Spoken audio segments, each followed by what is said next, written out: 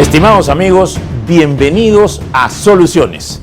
Soy Augusto Cáceres y les presentaré ahora un programa que a usted le va a gustar.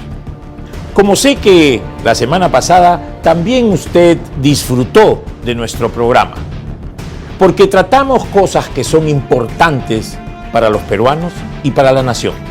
Pero qué rápido corren las cosas en nuestra patria. Estos últimos 7 días parece que hubieran sido 7 meses. Y los 7 meses del gobierno de Castillo parece que hubieran sido 7 años. Es decir, que ya lo tenemos 2 años más de lo que deberíamos de tenerlo. Porque los problemas en sí no son otra cosa que soluciones en camino si nosotros sabemos encaminarlas. Porque toda dificultad es una gran oportunidad. Y hoy tenemos una gran dificultad a nivel político en nuestro país. Pero también a nivel social. Siguen las cerradas, los bloqueos de carreteras en el interior del país. Sigue habiendo una espada de Damocles para todos los peruanos de su situación económica a futuro. Las cosas han subido, la inflación sigue galopante y el gobierno sigue inerme porque en realidad no tenemos gobierno. ¿Qué país puede aguantar este problema? Aquí en Soluciones le brindaremos todas las herramientas para que ustedes puedan participar. Le daremos todos los insumos.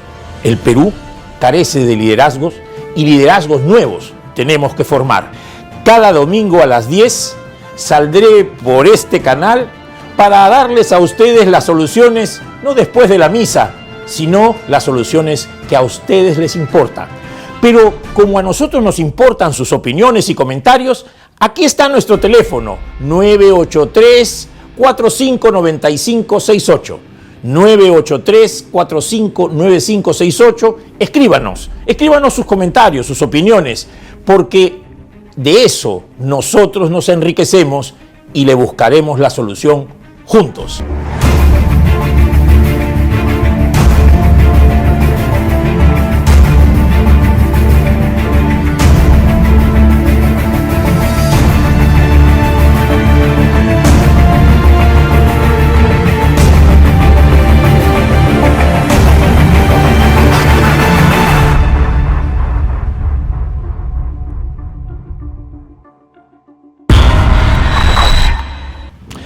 Estimados amigos, un problema que ha conmocionado a la opinión pública es este pleito entre la Municipalidad de Lima Metropolitana y los padres franciscanos.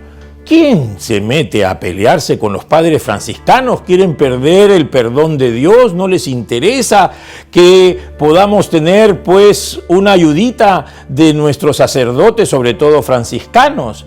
¿Por qué se les derrumbó la reja que había puesto la misma municipalidad? ¿Cuál es el problema y cuál sería la solución?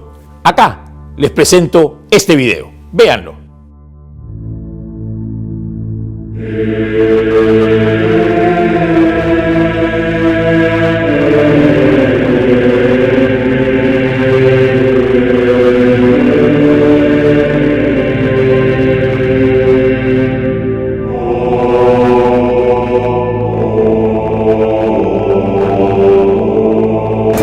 Están rompiendo el muro del convento San Francisco. Hay gente extraña acá y dicen que son de la municipalidad. Los trailers necesitan ayuda. Esta madrugada, la congregación de hermanos del convento de San Francisco ha sido víctima de un atropello. Están que pelean los hermanitos. Ustedes los empujan. No les han avisado nada. La campana está que suena así, bien feo.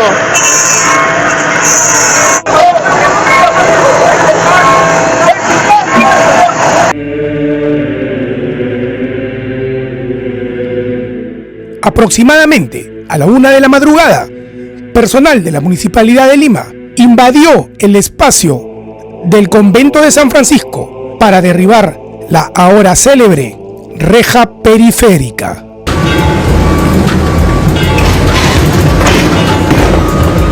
Este es un verdadero atropello, debido a que los hermanos de la congregación del convento de San Francisco jamás fueron notificados. ¡Ay! ¿Qué le puedo pasar? ¡Ay! ¡Ay! ¡Ay! ¿Qué le puedo pasar? ¡Abusivo! La pregunta cae de madura. ¿Por qué hacer esta intervención sin previo aviso y a altas horas de la madrugada? ¿Es acaso una advertencia o una de las ya acostumbradas cortinas de humo?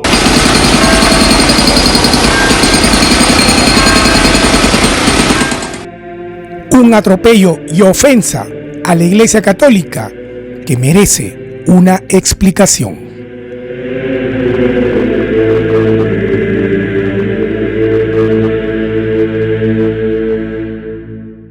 No se olviden de comunicarse con nosotros al WhatsApp 983-459568. Ahí va a aparecer en pantalla 983-459568 para sus comentarios y opiniones. ¿Qué les pareció este tema de la reja del convento de San Francisco? ¿Era lógico y justo tumbársela a la 1 de la mañana, despertando a los sacerdotes y rompiendo el diálogo?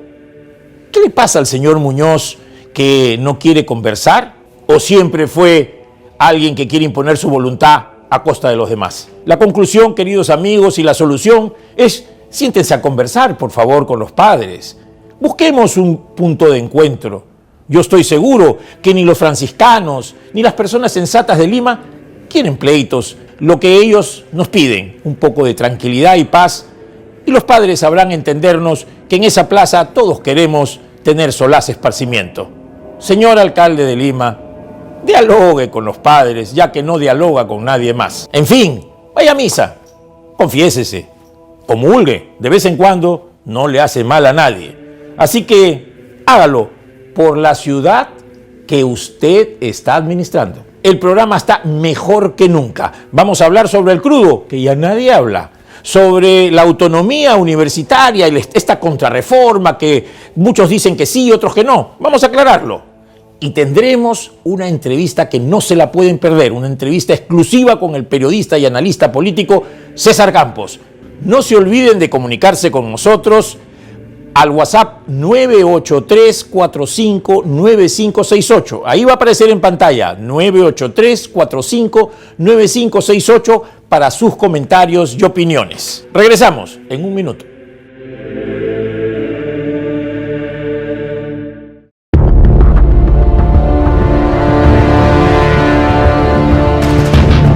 Regresamos con Soluciones, el programa que a usted no solamente le solucionará la vida, sino que al país le dará muchas soluciones. Los invito nuevamente para que se comuniquen por WhatsApp al número que figura en pantalla, que es el 983-459568. 983-459568, para que ustedes nos den sus opiniones, comentarios, cualquier duda. Aquí estamos, en Soluciones. Ahora les voy a presentar un informe sobre los derrames del crudo, los derrames de petróleo como el que hemos tenido en Ventanilla y del cual ya todo el mundo se olvidó. Échale tierrita y tápalo. Así no se solucionan los problemas del crudo. ¿Por qué? Porque los derrames de crudo pueden persistir hasta 15 años después del derrame. ¿Cómo podemos solucionarlo? ¿Qué formas modernas hay de algo que nadie nos ha dicho? Ahí viene el informe de los derrames de crudo y cómo solucionarlos. Diariamente salen millones de embarcaciones al mar, por lo que no es extraño que existan derrames de hidrocarburos. Recoger combustibles de la superficie del mar no es nada fácil. Afortunadamente, existen técnicas apropiadas para ello. La cantidad de toneladas de combustible fósil o hidrocarburos que se requiere para mover diariamente a los miles de enormes buques que circulan por el océano es verdaderamente apabullante. Todos esos hidrocarburos están destinados a ser quemados y terminar en la atmósfera. Casi todos los barcos se mueven a base de combustibles fósiles, desde los gigantescos hasta los más pequeños. Pero en ocasiones sucede algo peor ambientalmente. Los combustibles líquidos se derraman sobre el mar, produciendo una grave contaminación que afecta a los ecosistemas marinos. Es difícil creer que una mancha de aceite, gasolina, diésel o petróleo flotando sobre el mar pueda ser retirada. Marino. Debido al aumento en el tráfico de embarcaciones en los mares, los accidentes ocurren más constantemente. Cuando la Armada recibe un reporte de un accidente, inmediatamente se activa el personal. ¿Por qué se debe atender oportunamente? Porque al caer el hidrocarburo en el mar, flota y por efecto de las corrientes y los vientos, se desplazan y los efectos tóxicos de estos compuestos pueden ser mayores. Así, activada la alarma, una pared flotante es pronto desplegada para ir presurosa al lugar donde ocurrió el accidente. Pronto los cabos atados a la pared naranja se amarran a la embarcación destinada a llevar al sitio la larga pared flotante, la cual va siendo extendida sobre el mar. La pared se puede desplegar desde la orilla, como en este caso, o bien hasta sitios lejanos a tierra, si así fuera el caso. Esta mancha flotando en el mar no es una mancha de hidrocarburos. Para este simulacro se usó un musgo especial de origen orgánico y que no contamina, pero que se comporta como una mancha de petróleo. La pared pronto va rodeando como una serpiente marina a la mancha sobre el mar y la atrapa, evitando que pueda dispersarse. Este dispositivo se llama desnatador y efectivamente retira cualquier nata que flote sobre las aguas. Se coloca dentro de la mancha de combustible atrapada por el círculo que hizo la pared. Su objetivo es ir capturando solo lo que está flotando sobre el mar. Así, poco a poco y pacientemente, todo va cayendo al interior. Lo que cae dentro del desnatador es succionado por la coladera del fondo, la cual está conectada a la manguera succionadora accionada por una bomba. Finalmente, el hidrocarburo colectado es almacenado en tanques y retirado del mar. Por cierto, el musgo utilizado como mancha sobre el mar es una turba, es decir, un musgo natural, que también se utiliza en manchas pequeñas donde no es posible desplegar la pared. Entonces absorbe todo el combustible y una vez saturado se retira del agua. Indispensables labores y técnicas al servicio de los ecosistemas marinos y por lo tanto de todos nosotros. Todos los vertimientos de hidrocarburos en el mar son sujetos a altas sanciones por sus daños al medio ambiente, pero lo más importante son las acciones concretas para limpiar el océano. Ahí se los dejo de tarea. Pues vamos a tener un informe en la cual la parte central de este informe va a ser las declaraciones, los comentarios de la doctora Geri Román Ruffner. ¿Quién es la doctora Geri Román Ruffner? Es la primera rectora de la Universidad Nacional Mayor de San Marcos, la primera rectora mujer en sus 470 años de fundada. Ella tiene los pantalones muy bien puestos, así que veamos este informe. Al enterarnos de que el aplicativo del Ministerio de Economía había quedado suspendido en el año 2018 y que no teníamos profesores porque no nos daban ni las alzas ni las bajas, y también de los trabajadores cesados y fallecidos, nosotros nos encontramos con una situación muy crítica. Hemos estado viviendo durante estos años con un engaño de los profesores contratados con recursos directamente de la universidad, tocando el erario que generaban los profesores y los trabajadores para poder seguir manteniendo la educación de calidad. San Marcos, en sus 470 años de historia, siempre buscó la calidad. Nosotros somos la historia viviente del Perú, eso es lo que tenemos que entender, que somos la historia viviente del Perú en los 470 y vamos a cumplir 471 años. Y eso nos da la calidad moral para poder salir a las calles y reclamar lo que es el derecho a una educación de calidad, a una investigación para servir a los pueblos y al desarrollo de las comunidades y del país. Aquí no se trata de ninguna contrarreforma educativa. Aquí no se trata de permitir que universidades que no sirven para nada prosigan. No, eso está fuera de toda ecuación. Lo que habla la doctora es de la autonomía universitaria. ¿Y saben ustedes qué significa la autonomía universitaria? La autonomía universitaria significa que las universidades puedan formar personas críticas, puedan formar personas que tienen capacidad de poder pensar, que tengan capacidad de poder tener posiciones adecuadas en beneficio del país. San Marcos, como muchas universidades del Perú, son un crisol de peruanidad. Ahí llegamos todos y nos licuamos en este mestizaje cultural. Eso es San Marcos y eso también es las universidades públicas del Perú y algunas otras universidades privadas. Nosotros, como San Marcos, no debemos seguir pensando que debemos ser exportadores de talentos y exportadores de materia prima. Tenemos que ser exportadores de productos acabados y que los talentos vengan y se reinviertan acá en el país. Ese es el sueño de San Marcos. Y quiero que sepan así, porque yo debo dar gracias a Dios que me eligieron rectora, siendo la primera mujer en los 470 años, pero no me asusta nada, ni la muerte. Lo único que me asusta es lo que decida Dios. Pero si Dios viniera y me llevara de la mano, también me iría contenta cumpliendo los sueños por los cuales puse en un programa de gobierno la defensa de la autonomía universitaria, el cogobierno de los 3 estamentos, porque así tiene que ser, y defender el honor de San Marcos. Eso es muy importante. Y le guste o no le guste a los hombres, porque hay algunos hombres que no les gusta y que empiezan a atacarme, y algunas universidades también, debo decirle que sí, San Marcos, yo me siento la dueña, la reina, porque tengo el cetro del poder real que me da los 470 años de historia, y por eso es que tengo que hacer la pelea, y por eso voy a salir. Y eso no se puede perder en esta situación en la cual nos encontramos. ¿Cómo fue que salió Víctor Raúl Haya de la Torre?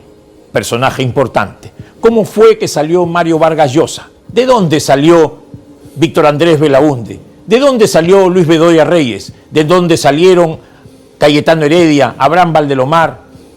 Tantos y tantas personajes que han construido esta patria.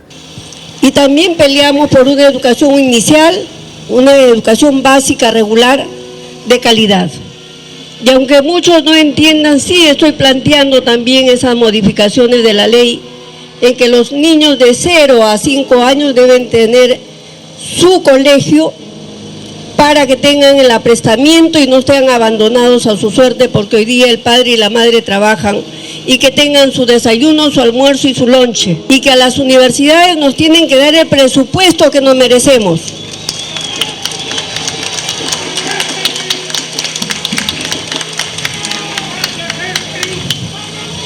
Y eso tenemos que entender, que San Marcos es el Perú profundo, el Perú de todas las razas, de todas las sangres, el Perú donde todos nos podemos identificar por los problemas que tenemos y que cada día vivimos. San Marcos es la referente, la que debe dar los lineamientos de política de Estado, y ustedes han visto, desde que he asumido el cargo, he sacado varios pronunciamientos. San Marcos tiene que entender el país entero que representa al Perú desde su nacimiento de la historia, porque sí, nosotros hemos sido parte de la reivindicación, acabar con el colonialismo y empezar incluso con la república. Eso es muy importante. Las universidades que han tenido voto universal, voto democrático, simplemente tienen que regirse por su estatuto, porque de ahí salen los instrumentos de gestión y no el ROF que nos está obligando el Ministerio de Educación a aplicarle, porque es totalmente diferente. Nosotros no somos un colegio, somos una universidad. Y este pleito que hace San Marcos por la educación no lo está haciendo solo por San Marcos, lo está haciendo por todo el Perú, porque San Marcos es el Perú profundo, es el Perú de calidad, es el Perú que busca la educación y la excelencia y la investigación. De San Marcos, de sus aulas, Santiago Antúnez de Mayolo, los sabios Federico Villarreal, todos ellos y muchos más salieron de la Universidad Nacional Mayor de San Marcos y de otras universidades, como por ejemplo la Universidad de Ingeniería.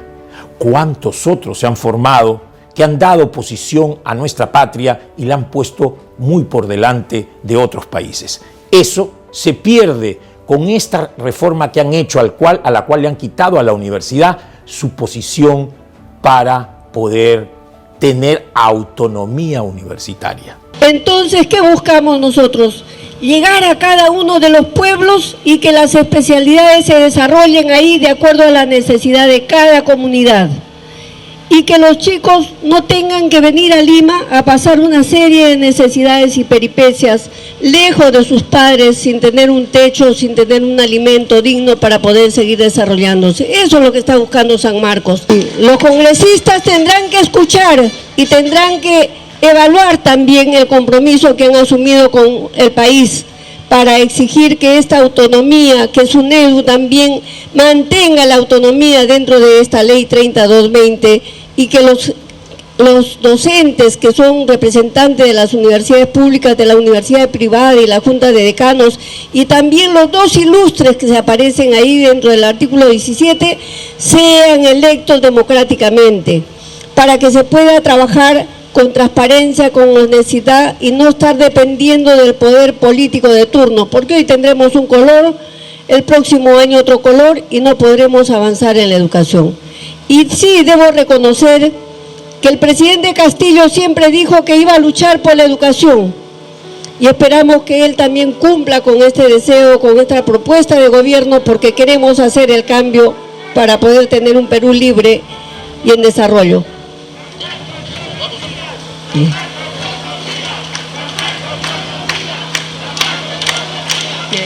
Vamos al Congreso, vamos a ir toda la juventud pidiendo la autonomía universitaria, la modificación de la ley 3220, artículo 1, artículo 17, en la conformación de los miembros de SUNEDU, que solamente se ha dedicado a perseguir a las universidades públicas, a no dejarnos vivir y a sancionarnos y pedir que incluso devolvamos los 7,5 millones y que paguemos la multa de los 95.500 soles, degradando a nuestros profesores, sancionando a las comisiones revisoras de estos procesos de nombramiento y promoción, a los consejos de facultad, a la comisión central, a los consejos universitarios y también al rector de esa gestión. Pero lo más insólito es que ocurre que nos sancionan por el año 2014 y 2017 cuando yo no estuve en esa gestión. San Marcos nunca más estará escondida. San Marcos siempre dejará su palabra de protesta y de reclamo por la justicia social. ¡Viva San Marcos! Y hablando de pensadores y personas importantes que se forman en las aulas universitarias, los invito a que disfruten como yo de la entrevista a don César Campos. Adelante. Bienvenido al programa Soluciones. Esta entrevista, mi querido César, la hago porque tú eres un analista político, un periodista, un escritor, alguien que además ha visto pasar en este tiempo político en nuestra patria muchos problemas. Has sido parte de las personas que han comenzado a trabajar viendo estos problemas y también analizándolos muy exhaustivamente. En ese contexto, mi querido César, ¿cómo puedes catalogar este problema político en el cual nos encontramos en el contexto del gobierno de Pedro Castillo? ¿Cuál es tu visión de este problema? Amable presentación. Mi visión, en efecto, es histórica y creo que lo que expresa el gobierno del profesor Pedro Castillo Terrones es más que todo la cúspide de todo un proceso de deterioro que, a mi juicio, ha seguido el sistema político electoral peruano. Porque si bien hay que señalar con toda claridad cómo fue que durante el gobierno de Alberto Fujimori se envileció todo el sistema político, sobre todo permitiendo la proliferación de partidos, los vientres de alquiler, los cascarones que no representaban a nada, en contra justamente de eso que el propio Fujimori llamaba la partidocracia tradicional, que eran los partidos que mal que bien habían constituido núcleos importantes de aglomeración ciudadana con el propósito de expresar un punto de vista. Había partidos de izquierda, partidos de centro y partidos de derecha que no requerían que abundaran mucho más al gusto de caudillos. Entonces, ese sistema envilecido, a mi juicio, alcalde, no fue corregido por los llamados redentores que luego celebraron la caída de Fujimori trataron de implementar una serie de reformas, pero durante más de 20 años, desde el 2001 a la fecha, no han podido introducir las reformas más importantes. De tal manera que, como todos sabemos, Pedro Castillo es expresión más bien de un voto de negación. Nadie afirmó el disparatado programa de Perú Libre que lo llevó al poder. No es que más del 50% del Perú sea de izquierda y que quiera una reforma constitucional ni nada que se le parezca.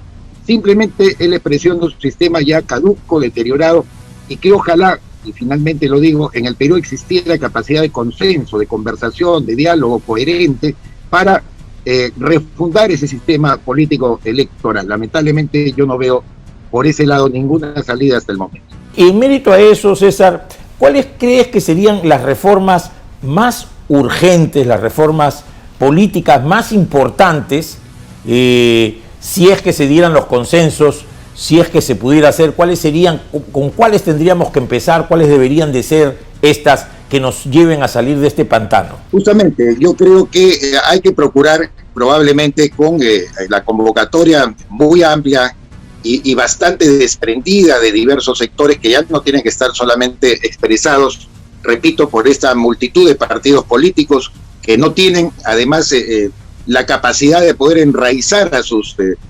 componentes, a sus militantes.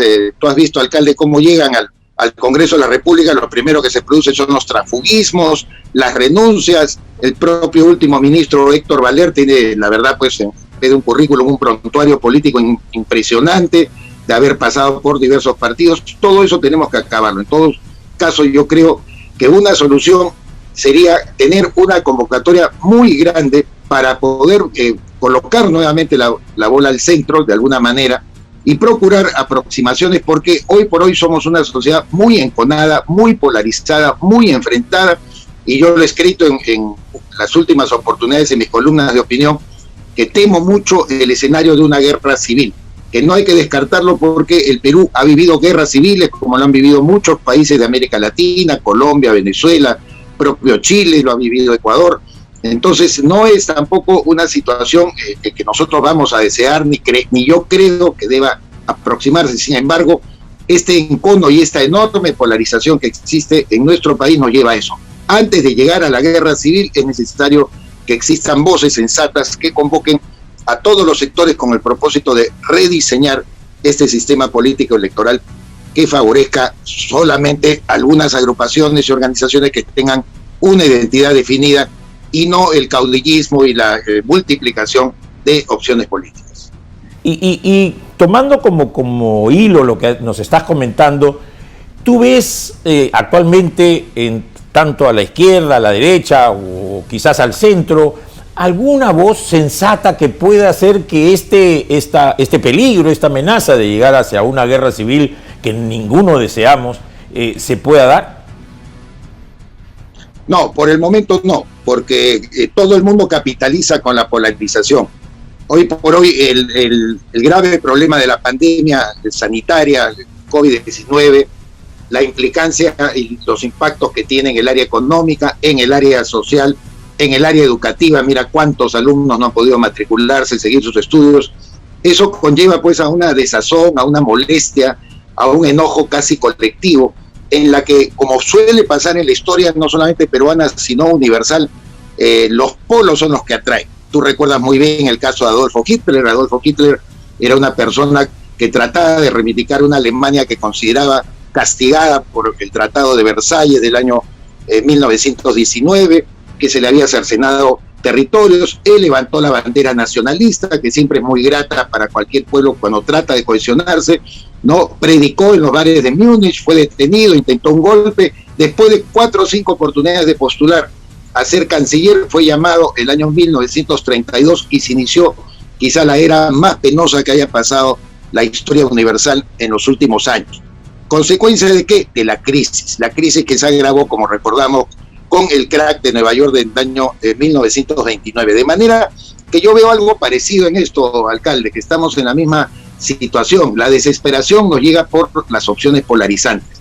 Una voz sensata muy difícil de escuchar en estas circunstancias, y yo me temo que por eso es que un escenario de enfrentamiento, de guerra civil, incluso, mira, te pongo otro ejemplo, la pretendida liberación de el señor Antauro Humala, en este momento que procura el gobierno de Pedro Castillo y su disparatado ministro de Justicia, el señor Aníbal Torres, para mí tiene la búsqueda de la actividad de los reservistas que domina Antauro Humala, reservistas que están armados, reservistas que ya se expresaron con un andahuaylazo, reservistas que incluso pueden ponerse de acuerdo con los remanentes de Sendero Luminoso e iniciar, reitero, una indeseada guerra civil.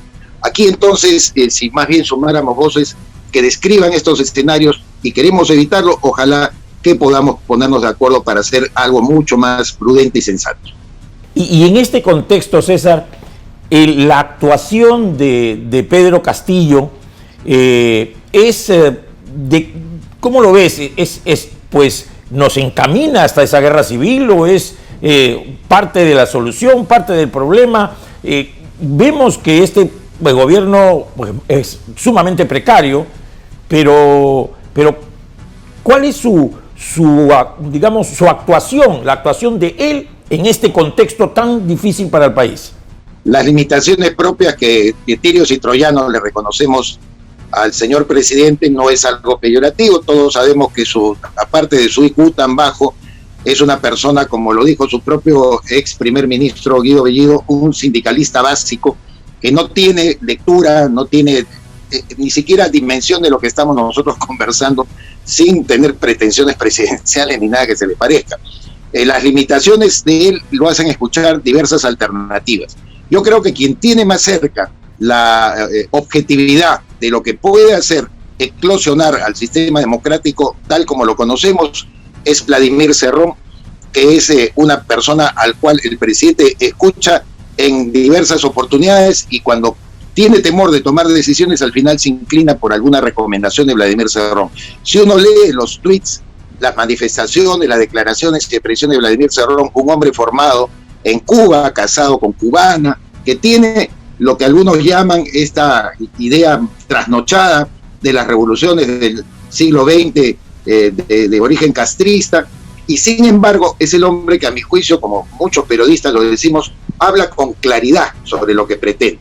Y como tiene claridad, ahí es donde yo descubro este fenómeno de que cuando él habla de que el presidente Castillo puede ejercer un gobierno de izquierda apoyado en el pueblo y en la organización popular y las organizaciones de base, es porque él sí cree próximo un enfrentamiento del pueblo contra el pueblo con el propósito de generar unas nuevas condiciones objetivas, como llamaban los antiguos marxistas-leninistas, para desarrollar una revolución a su manera.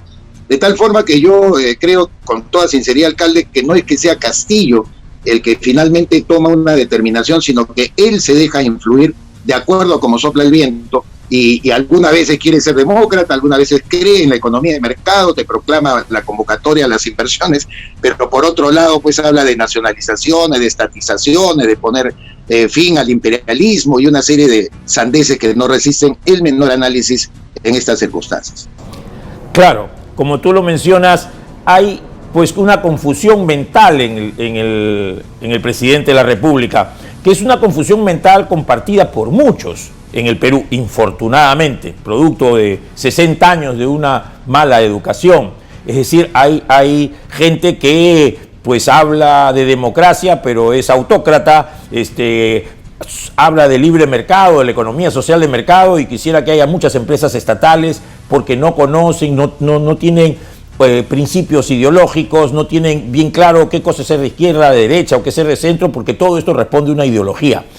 Pero entonces el tema ahora centrado en este proceso es que acabamos de ver un comunicado que ha sacado el presidente de la República en el cual ha dicho que él se va el 28 de julio del 2026 y que más allá de muchos lugares comunes y palabras vacías, su posición es que él se va a quedar y que le echa la culpa a los demás del problema y no asume, como todo niño, en realidad los niños nunca asumen que ellos son los que están haciendo mal las cosas. Siempre le echan la culpa al papá, a la mamá, al tío, al hermano, a alguien. Entonces, este es pues un pensamiento infantil el que tiene el presidente de la República, no hace una labor de autocrítica. Vemos que el señor Valer todavía, en los procesos que hay, todavía está despachando, dice él, con el presidente de la República. Y en este contexto, los congresistas tampoco vemos que tenga una línea, un camino, no vemos una coherencia, incluso en la presidencia del Congreso, no hay un camino, no de confrontación, pero sí de marcar una pauta, porque saben ellos, y lo ha dicho un congresista hace poco, que no llegan a los 87 votos para la vacancia. Sin los votos de la izquierda o de Perú Libre, Somos, Podemos y Juntos por el Empleo, por el Perú, no llegan a los 87 votos. Es en este contexto en el que él no quiere renunciar y los otros no ven las posibilidades de renuncia, estamos entrampados en este proceso. ¿Qué nos va a pasar, César? ¿Qué camino tenemos? ¿Vamos a soportar 4 años y medio más de este desbarajuste? ¿O llegará Vladimir Cerrón a tomar el poder? Mira, en toda la secuencia, alcalde, que tú has mostrado, en efecto, estamos hablando acerca de las alternativas que podrían existir para una salida a la evidente crisis política que genera la indefinición, la falta de preparación, las limitaciones muy propias del presidente Pedro Castillo. Sabemos que no va a renunciar, la renuncia no es una alternativa, se la han pedido ya diversos medios de comunicación, de todos los pelajes, algunos políticos, pero eso, como tú bien analizas, no se va a producir, no se va a realizar. En la mentalidad sindical del señor Pedro Castillo, de ninguna manera la renuncia es una alternativa. Y en segundo lugar, como se ha revelado este último fin de semana, el propio Vladimir Cerrón le ha puesto pues la alternativa que si renunciara el presidente Castillo, y muchos de ellos serían más bien objeto de persecuciones judiciales, como la llaman, que los llevarían directamente a la cárcel antes que mantener su activismo político. La otra alternativa, la de la vacancia, es algo que también resulta muy difícil de construir. Por eso es que se ha hablado de la tercera opción, alcalde, que es aquella que plantea la acusación constitucional, es decir, buscar la destitución del presidente por la vía de la acusación constitucional, donde se requiere que la Comisión Permanente del Congreso plantee dicha acusación. Ahí se vota por una mayoría simple, donde no se vota de ninguna manera de forma calificada, y esto se elevaría al Pleno del Congreso, donde también se requeriría una votación de mayoría simple, en la que los únicos que se abstienen de votar son aquellos que participan en la Comisión Permanente. Es decir, estamos hablando de un total casi de 55, menos de 60 votos en todo caso que se requeriría para esa opción. En todo caso, lo que se tiene que buscar es, y no olvidar, alcalde, es que también estamos en un año electoral, el año de las renovaciones a las autoridades regionales y municipales. Por lo tanto, ese es un escenario al cual quiere llegar Pedro Castillo, en eso sí le hace caso a Cerrón, con el propósito de construirse una base representativa, por muy mínima que sea, pero que lo lleve a desconsiderar al Congreso y decir, no, yo directamente gobernaré con mis alcaldes, gobernaré con los gobernadores que tenga, digamos, a la mano, y de tal manera que, como hizo Hugo Chávez en su momento, que también prometía irse, que también decía que él de ninguna manera permanecía más allá de lo que le decía la Constitución, paralelizaba los niveles de representación para poder construir su propia base social. Eso es lo que es. Todos señalan, y son diversas fuentes, le ha dicho Vladimir Cerrón como una alternativa. Es decir, en suma y en conclusión, la idea sería resistir hasta el mes de noviembre que se producen esas elecciones, con el propósito de que el señor Castillo se provea de una base elegida democráticamente, representativa, y por lo tanto con ello más bien combatir al Congreso y combatir cualquier otro órgano de representación. Ese es el juego peligroso en el que estamos. Entonces lo único que quedaría, en todo caso, sabiendo que Castillo es el problema, procurar que esta acusación constitucional que están ya trabajando algunos parlamentarios, algunos juristas, pueda prosperar. Yo no veo ninguna otra salida. César, y en ese contexto de la acusación constitucional, pues le tocaría asumir a la segunda vicepresidenta, a Dina Boluarte. Con tu respuesta acerca de qué pasaría en caso de que asuma Dina Boluarte, regresamos después de este corte, por favor. 1 minuto y regresamos. Gracias.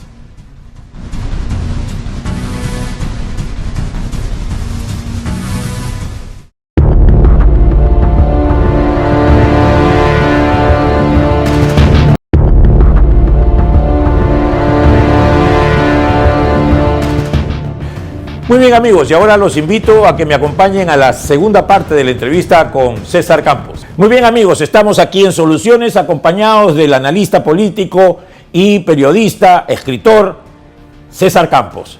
César, te acababa yo de hacer una pregunta, habíamos quedado en que existe la posibilidad de que después que se prospere la acusación constitucional, que sé también que es un proceso un poco más largo que una vacancia, y superada esta con un número de votos que no necesariamente sería mayor a 60 votos, quien asumiría el cargo es la vicepresidenta, la señora Dina Boluarte. ¿Cómo ves en este proceso que es totalmente democrático, cómo ves tú esta ascensión o esta asunción de Dina Boluarte a la presidencia de la República, digamos, para este 28 de julio del 2022? Solo quedan dos contextos. Uno, que ella haga prevalecer la palabra empeñada que en cualquier circunstancia que el presidente Pedro Castillo abandonara el poder, ella lo ha dicho tajantemente, se iría también con él.